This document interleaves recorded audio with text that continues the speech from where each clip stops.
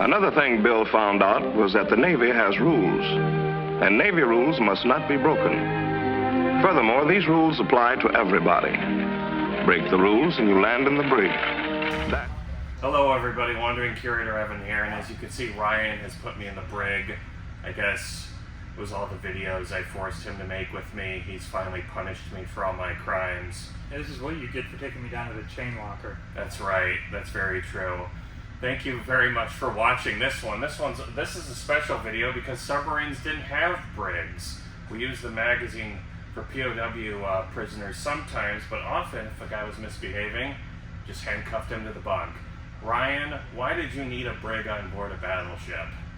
Really, the brig served as the drunk tank on board, and the other half of the room is just a big holding cell. But there's something about too many drinks that's mean and ugly. There's something about too many drinks that can mess a man up.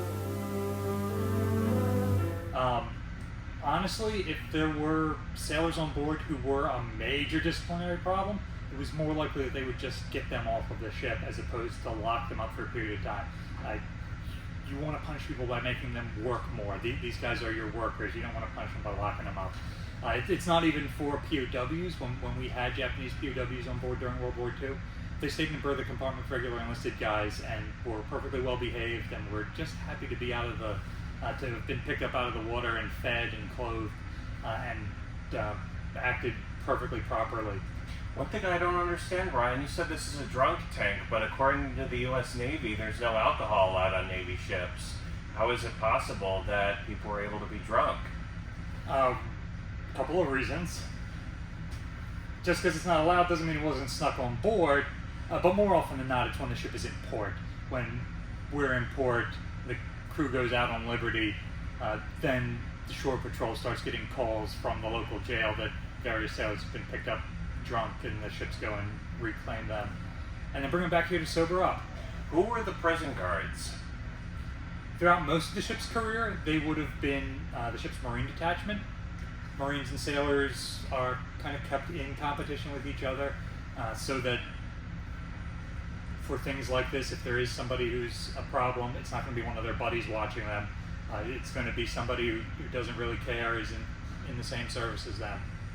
Now, a question I gotta ask is, what were they fed if they were in the brig? You said it was a holding cell. Mm-hmm. What if they were still a little bit hungover and it was breakfast? Would they give them infamous bread and water, or would they give them something a little bit better than that? It really depends. If it's just being used as a holding tank, you would probably get a tray from the chow line with full breakfast service.